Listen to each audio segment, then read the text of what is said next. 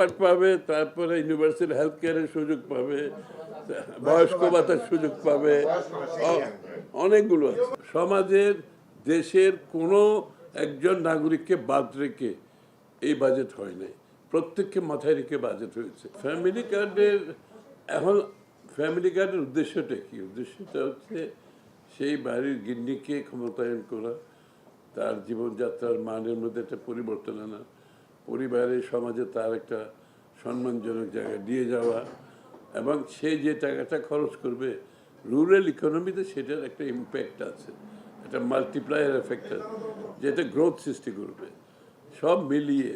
কিন্তু আমরা যেটা বলছি, এই টাকাটা দেওয়ার পরে আমরা জানতে চাচ্ছি তাদের জীবনের পরিবর্তনটা কতটুকু আসছে। এটা একটা মেজারমেন্ট দরকার, কারণ আমাদের তো জানতে হবে যে টাকাটা পাওয়ার পরে তার জীবনে পরিবর্তনটা কীভাবে আসছে। আমরা তো চাইতেছি তার জীবনে পরিবর্তন আনার জন্য, এবং সেটা কতটুকু আসছে আমরা জানতে হবে। আর যদি কোনো কারণে পিছিয়েও যায়, তাহলে কী কারণে পিছিয়ে গেছে, এই জিনিসগুলো তো আমাদের অ্যানালিসিসের মধ্যে থাকতে হবে, যাতে করে আমরা এর পরবর্তী পর্যায়ে আরেকটা নতুনভাবে পদক্ষেপ নিতে পারি যদি কোনো শর্টকামিং থাকে। ভঙ্গুর অর্থনীতি থেকে স্থিতিশীল অর্থনীতি, স্থিতিশীল অর্থনীতি থেকে সমৃদ্ধির অর্থনীতি খুব পরিষ্কারভাবে বলা হয়েছে। এবং প্রথম দিকে ভঙ্গুর অর্থনীতিকে স্থিতিশীল করতে হবে, স্থিতিশীল হওয়ার পরে তারপরে একবারে স্থিতিশীল হয়ে গেলে আমরা সমৃদ্ধির পথে যাব, অর্থনীতি ঘুরে দাঁড়াবে। এই অর্থনীতির সুফল প্রত্যেকটি বাংলাদেশের মানুষের কাছে যাতে যায়, এই বাজেটে সেটা পরিষ্কারভাবে বলা হয়েছে। এর আগে কোনো বাজেটে এইভাবে পরিষ্কার করে বলা হয়েছে আমরা অন্তত জানি না, একেবারে নাম ধরে ধরে বলা হয়েছে কাদের জন্য কি অ্যালোকেশন, কাদের জীবনের পরিবর্তন করার জন্য কি আমাদের উদ্যোগ, কি পরিষ্কারভাবে বলা হয়েছে।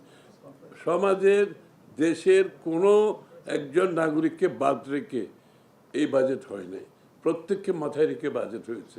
এই জন্য পুরো বিষয়টাকে আমরা বলছি ডেমোক্রেটাইজেশন অফ দ্য ইকোনমি, অর্থাৎ অর্থনীতির গণতন্ত্রায়ন।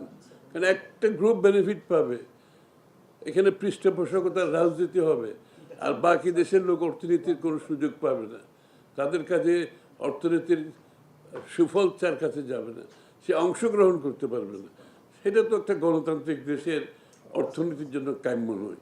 এই জন্য আমরা এই পরিবর্তনটা আনার চেষ্টা করছি। কার্ড পাবে, তারপরে ইউনিভার্সাল হেলথ কেয়ারের সুযোগ পাবে, বয়স্ক ভাতার সুযোগ পাবে, অনেকগুলো আছে। আমরা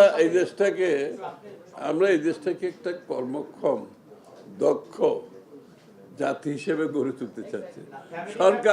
সরকার দেবে, আমি বসে বসে খাবো, দিতে হবে যেখানে প্রয়োজন, দিচ্ছি, আমরা ফ্যামিলি কার্ড সহ সব দিচ্ছি।